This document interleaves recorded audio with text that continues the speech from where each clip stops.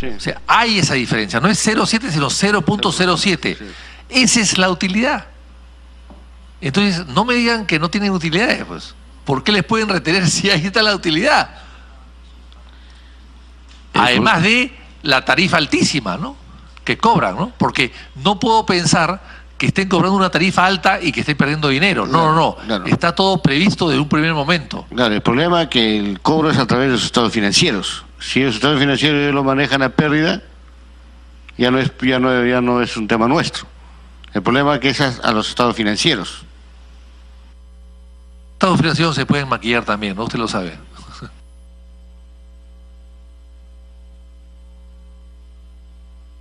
Señor Saavedra.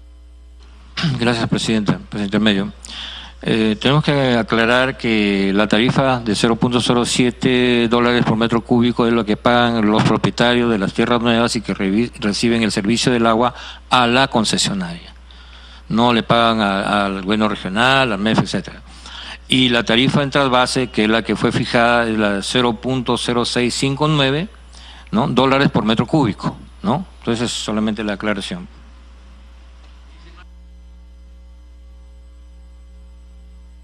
Sí, estamos de acuerdo, Presidente, estamos de acuerdo con el problema que el DEU dice al estados financieros. Y como te he dicho, si ellos maquillan los estados financieros.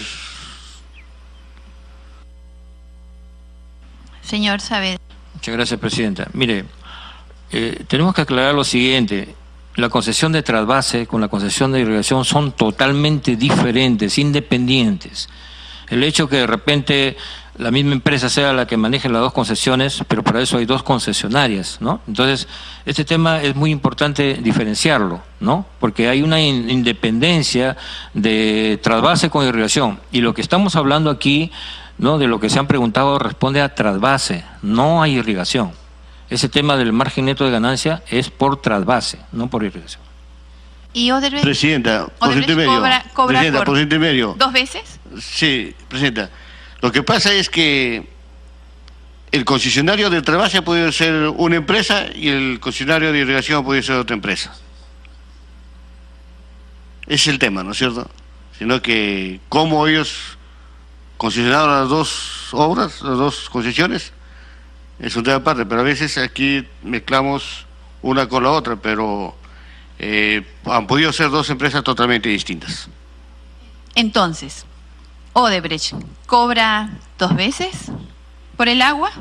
Proyectos distintos. Por eso, Odebrecht cobra por el trasvase trasvasar y cobra por vender irrigar. al propietario, por distribuirlo. Interesante, ¿no? Cómo pueden ganar así cuando diseñamos de la forma que diseñamos. ¿A cuánto asciende la deuda del gobierno regional de Lambayeque al MEF por la concesión de trasvase y por irrigación, señor gobernador?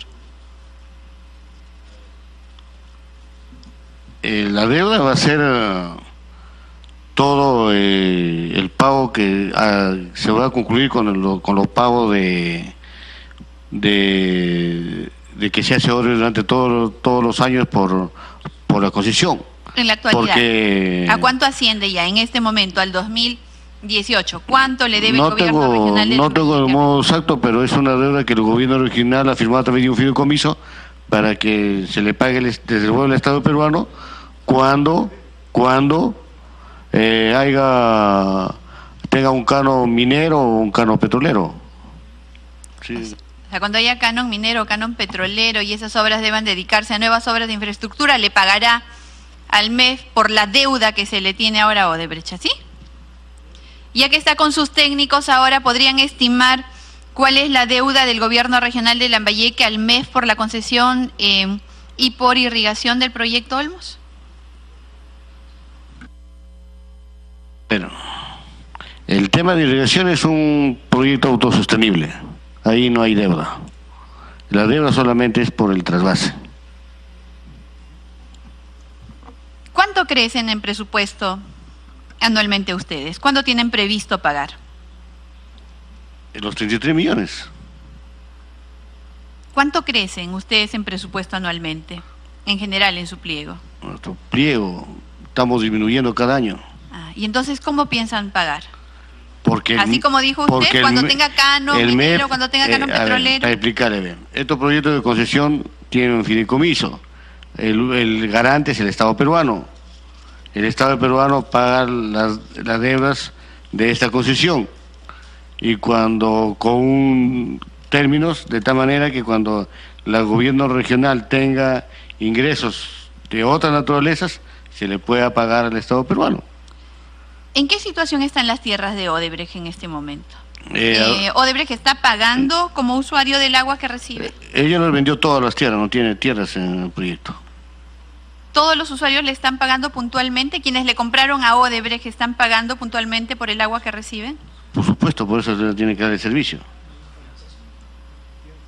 O sea, el contrato de concesión de irrigación es venta de tierra y agua. Las empresas pagan un porcentaje de agua, siembren o no siembren. Por eso que se ha logrado que en menos de 4 años tengamos más de 24.000 hectáreas sembradas.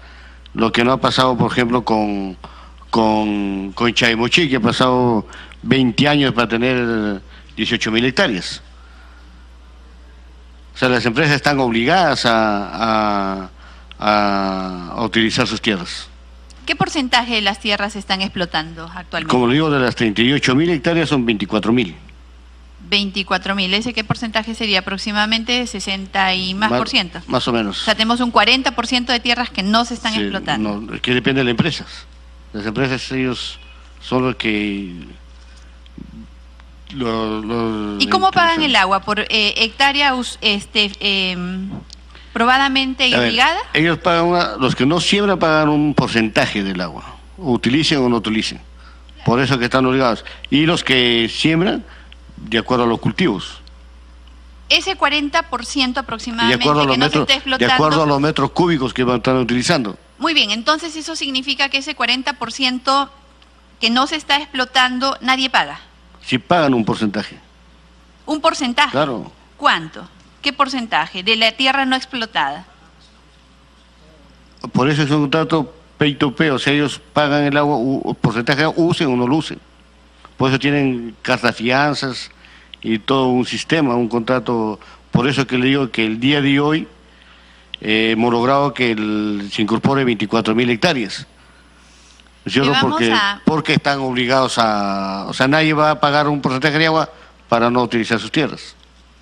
Le vamos a requerir en este momento, señora Acuña, que nos envíe cómo está efectuándose el pago para tierras explotadas y tierras no explotadas. ¿En irrigación no hay un ingreso garantizado por el Estado? No.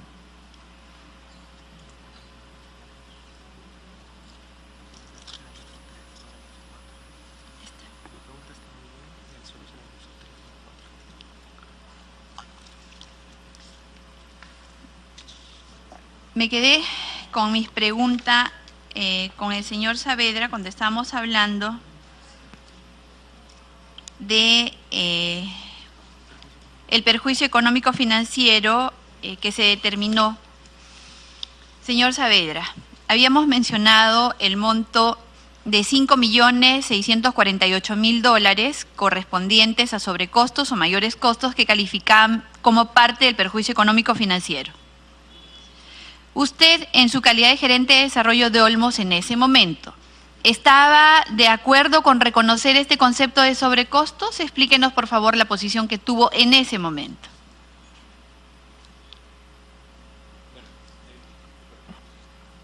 Por ciento medio, Presidenta. Reafirmo lo que dije hace unos minutos, que la posición del PEOT, la parte técnica, porque hay varias partes ahí, fue $0 en el tema de sobrecostos de obra. Y por eso que esa posición que le hizo suya el gerente general, el jefe de asesoría jurídica y también el gobernador regional, generó la controversia. Pero nosotros dijimos previamente que no les correspondía un pago por mayores costos de obra. ¿Y por qué fue 0? Bueno, en primer lugar, y eso responde también a la pregunta del congresista que anteriormente también planteó una duda ahí, quiero enfocar el concepto principal del por qué fue la decisión así.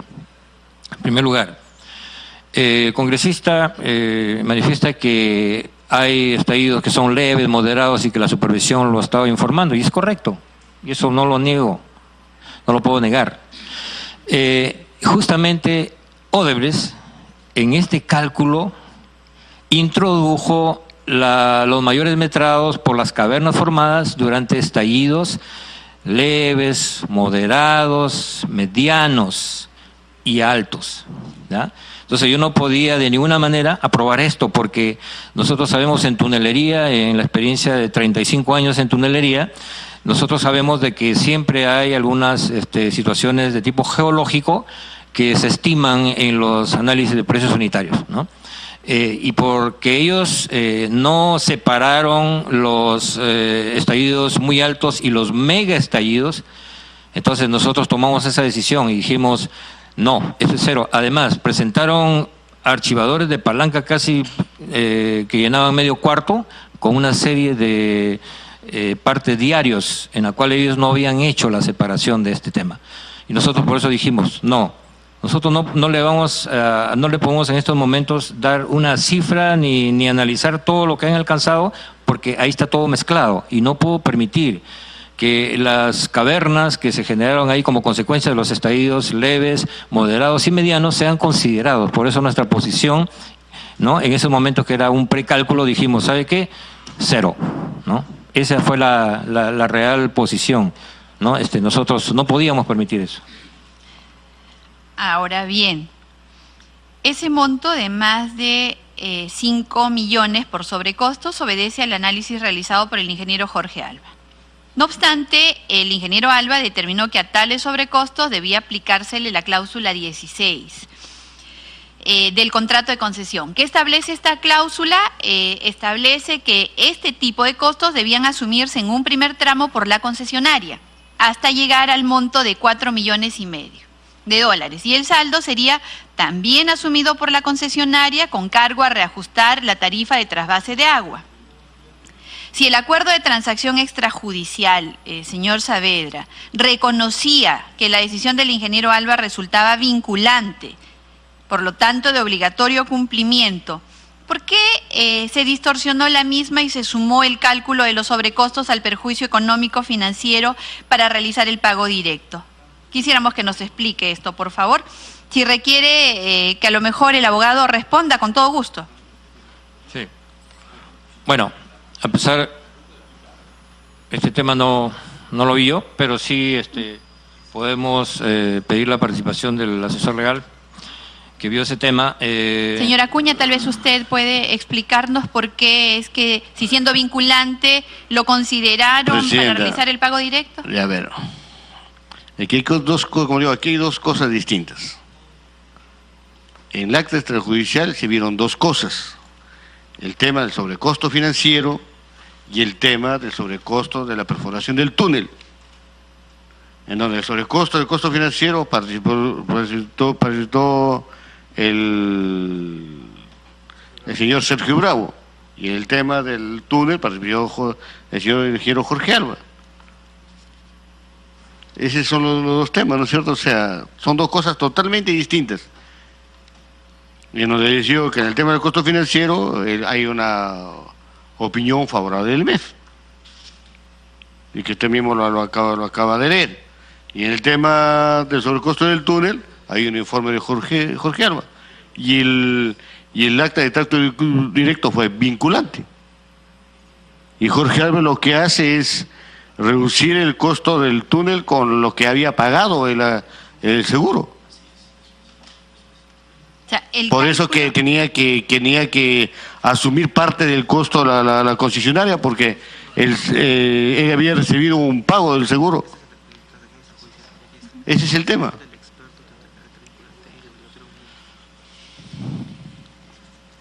Señora Acuña, la decisión que se tomó del acuerdo de transacción extrajudicial era vinculante y de obligatorio cumplimiento. Por supuesto. Es decir, estamos de acuerdo. No debería haberse sumado el cálculo de sobrecostos. Es que no se ha sumado, son dos cosas distintas.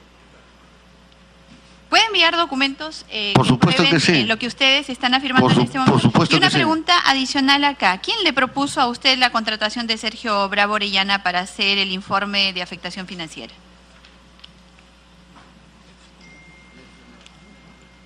Fue el MEF. ¿Puede precisar? Porque el MEF es una institución. Claro, lo que ¿Alguien pasa debe que- haber sugerido que sea el señor Sergio Bravo Orellana? El señor Sergio Bravo lo conocíamos por intermedio del MEF. Sí, pero el MEF puede ser desde el portero Lo conocimos hasta por el ministro. Lo conocimos por intermedio del MEF. Sí, pero ¿quién es el MEF? ¿Puede ser el portero o el ministro? O sea, hay 2.000, 3.000 personas en el MEF. ¿Qué nombres o qué departamento del MEF o qué gerente o qué director? La Dirección de Endeudamiento y del Tesoro Público. ¿Puede nominar, por favor, a la persona que le sugirió que el señor Sergio Bravo Orellana realizara este estudio que estamos nosotros mencionando en este momento? Es importante, son 5.684 millones que él, como experto, cuantificó. Como le digo, nosotros estamos en una mesa, no recuerdo la persona, pero fue en el MEF donde estábamos hablando del tema de firmar el acta de trato directo y que tuvimos como 8 días en las oficinas del MEF. Si no recuerda con precisión, entonces, ¿entre quiénes está su duda? ¿Entre qué personas? Por eso, pues acá estamos, ahí en esa reunión participó el ingeniero Juan Saavedra, del el ingeniero Ministerio de Galloso. Economía y Finanzas. ¿Quién es el que propone que sea Sergio Bravo Orellana el que haga este estudio? Usted dice el MEF. Entonces yo le pregunto, ¿el MEF es una institución? ¿O fue el Ministro de Economía y Finanzas? No, ¿Fue la ministra de para Economía y nada. Finanzas? Ya. Entonces, si ellos no fueron, ¿quiénes sí fueron? No recuerdo cómo le digo.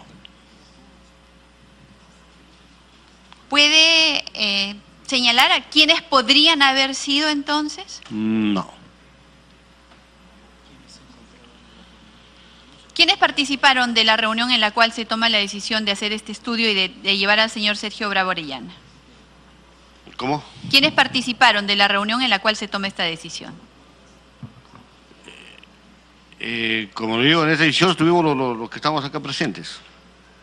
Señor Saavedra, ¿recuerda quién sugirió, señor Saavedra, ¿recuerda quién sugirió la contratación del señor Sergio Bravo Orellana? Quiero hacer una aclaración. Yo no estuve en la reunión.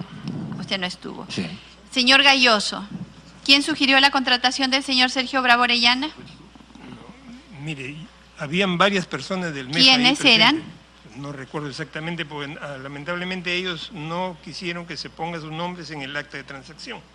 No están registrados.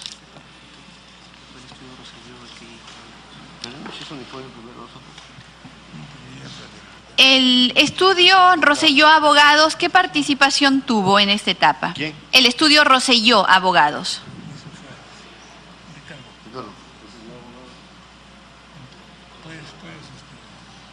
Yo, abogado, ha sido de la gestión anterior.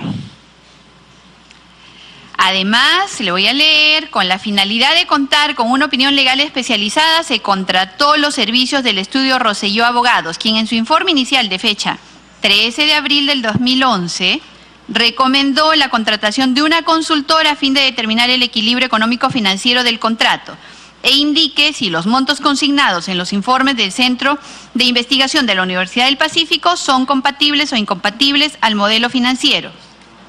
Esta recomendación motivó la contratación del analista ingeniero Sergio Bravo Orellana, quien presentó su informe el 12 de agosto del 2011, luego de haber sostenido una reunión de trabajo. ¿De qué fecha es? 11 de agosto del 2011. 2011. Por eso, entonces, ahora, ya que nos estamos aclarando, ¿fue el MEF o fue el estudio Rosselló Abogados, como consta de este documento oficial del Gobierno Regional de Lambayeque? Congresista, Sí. yo recuerdo que cuando yo llegaba al proyecto, se tenía reuniones donde participaba este estudio de abogados y participaban también, conforme se ha dicho, los funcionarios del MEF, de esta Dirección de Endeudamiento y Tesoro Público. Y el estudio Rosselló ha hecho un informe sobre ese tema, ¿no? Hubo un acta de esa reunión en el MEF? ¿Quién la convocó y en qué fecha? La verdad que no recuerdo ese habido acto, no sé si lo... Entonces, finalmente, ¿fue el estudio Rosselló Abogados o fue el MEF? Como dice este documento oficial del Gobierno Regional de Lambayeque. Podría haber sido el estudio de Abogados Rosselló.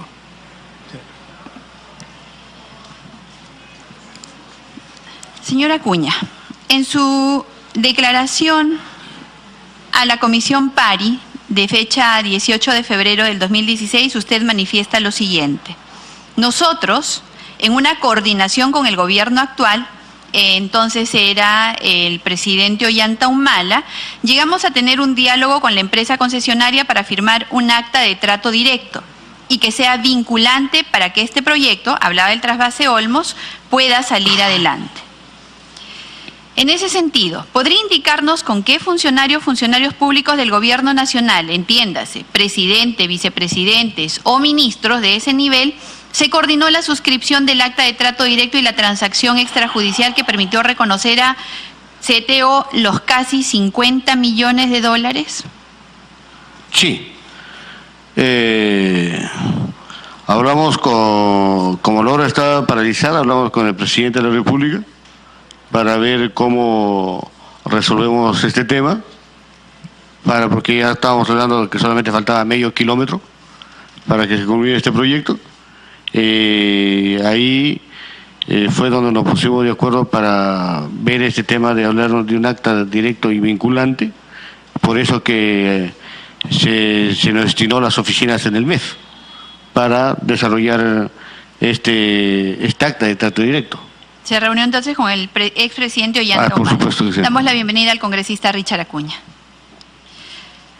Al no contar con presupuesto el gobierno regional para pagar el perjuicio económico financiero, el gobierno nacional le transfirió el monto necesario mediante el decreto supremo 073-2012 Economía y Finanzas por 18 millones de soles y el decreto de urgencia 016-2012 por 98 millones de soles. Ambos instrumentos normativos fueron suscritos por el señor Humala, efectivamente, y los señores ministros Luis Miguel Castilla, Luis Guinoquio Balcázar, René Cornejo. ¿Podría indicarnos si algunos de los funcionarios que aprobaron esta transferencia hicieron algún tipo de observación al monto que se reconoció a concesionaria Trasvase Olmos? No, ninguno. Todos estuvieron a favor, sin ninguna observación. No hay observación. Señor Saavedra, conforme a una publicación del portal de investigación Convoca.p de fecha 7 de febrero del 2017, Raúl Valencia Medina, consejero regional de Lambayeque, denunció un intento de soborno hacia su persona por parte de la empresa Odebrecht. Mientras usted ocupaba el cargo de gerente de desarrollo de Olmos en el Peoto. Usted confirmó esa denuncia y declaró que esta empresa le propuso una coima de 2 millones de dólares. Tengamos en cuenta que este supuesto intento de soborno se dio a la par que concesionaria Trasvase Olmos S.A. solicitaba al gobierno regional el reconocimiento del perjuicio económico financiero por más de 70 millones de dólares. Y tal como venimos conversando, usted cumplía un rol importante para tal reconocimiento. La publicación agrega que ante su rechazo fue amenazado por un enviado de Odebrecht en represalia. En ese sentido, le solicitamos que precise los detalles en relación a esta denuncia. Entiéndase lugar, fecha, motivos del intento de soborno, personas involucradas, sean funcionarios públicos o sean terceros, consecuencias, etcétera.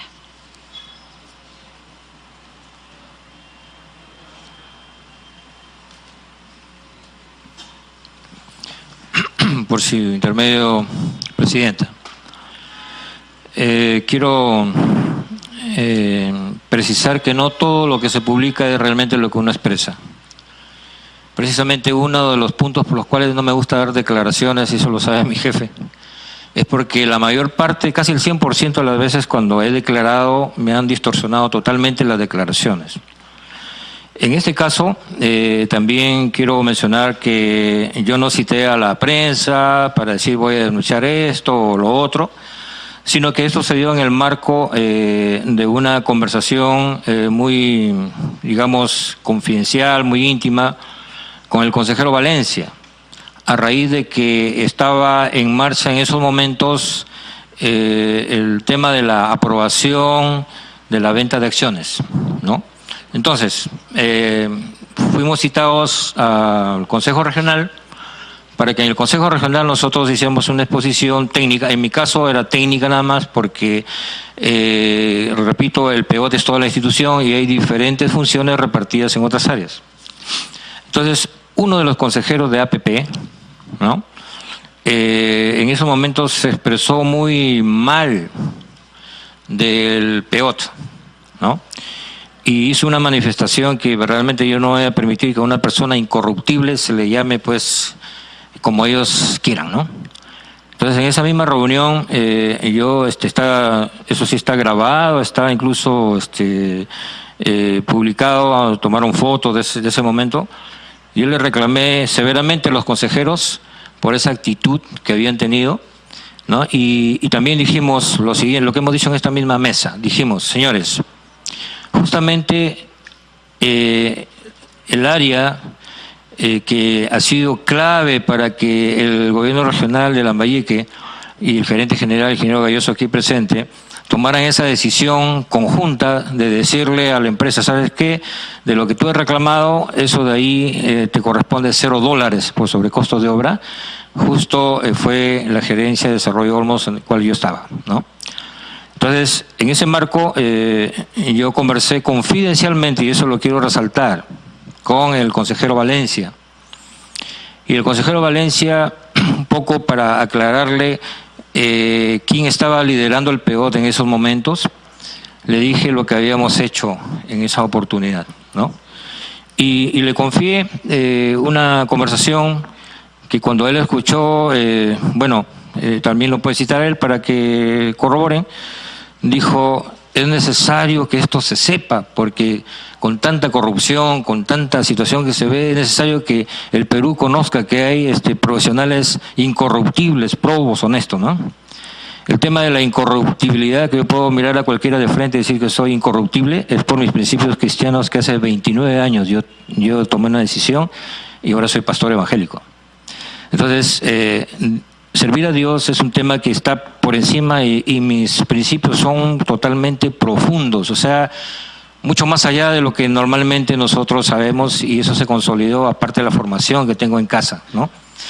Entonces, él me dijo, me preguntó, me dice, ¿eso lo podemos decir a todos los consejeros? Y yo solamente comenté, le digo, no, solamente a los consejeros de APP, porque de ahí ha venido esta infamia, este insulto para el PEOT.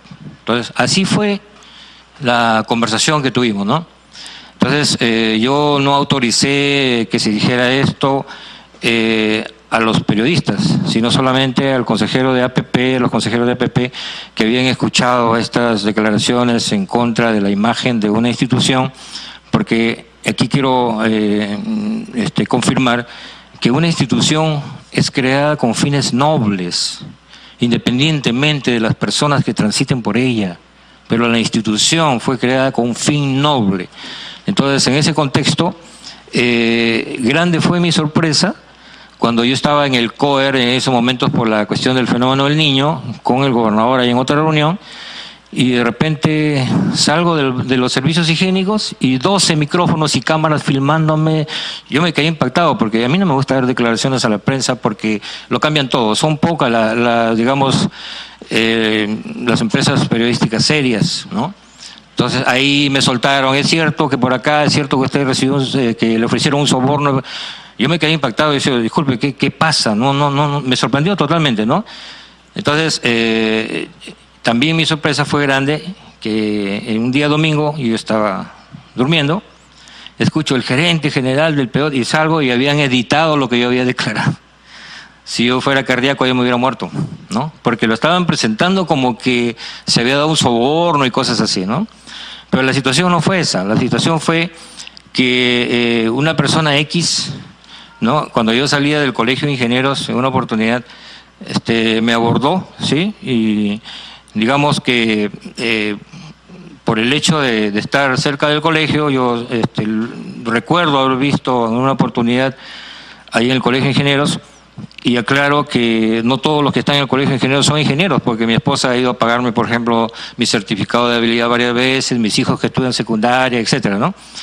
Entonces estuvo sondeando una predisposición para, digamos, ofrecer una especie de soborno, ¿no? Ahora, yo quiero comentar acá que la corrupción se da cuando hay un corrupto y un corruptor. Pero si no está el corrupto, no hay corrupción, ¿no? Y además, otra cosa, cuando uno lo abordan en la calle de improviso, entonces yo, por ejemplo, y es en base a mis principios cristianos, yo no grabo a nadie sin permiso. Yo le pregunto a la persona si quiere que lo grabe o no por un tema técnico, etcétera, pero yo jamás puedo grabar a nadie sin permiso. Eso es parte de mis principios cristianos, ¿no? Entonces, no tenía pruebas de esa intención, pero también quiero decir una cosa, ¿no? Que este individuo, porque realmente así es, nunca mencionó a la empresa. No la mencionó, decía ellos, ¿no? Pero también es importante mencionar que esto fue días antes, un par de días antes que yo sacara mi informe en el cual digo, le corresponde $0, ¿no? Entonces, el solo hecho del informe ya es más que suficiente para decir, oye, aquí no pasó nada, ¿no? Y repito, corrupción es la intervención de un corrupto y un corruptor, pero si no hay corrupto, no hay corrupción. Y los fiscales, los jueces, los abogados saben de que cuando uno presenta una denuncia tiene que hacerlo con pruebas. Si yo llegara, digamos, a determinar a este individuo, lo encuentro, si no está muerto también, por la calle, qué sé yo, entonces digo fulano de tal y lo llevo a una denuncia, entonces me van a decir, presenta las pruebas. ¿Qué pruebas tengo? Mi palabra contra la suya, ¿no? Entonces, el hecho está dado por la incorruptibilidad de una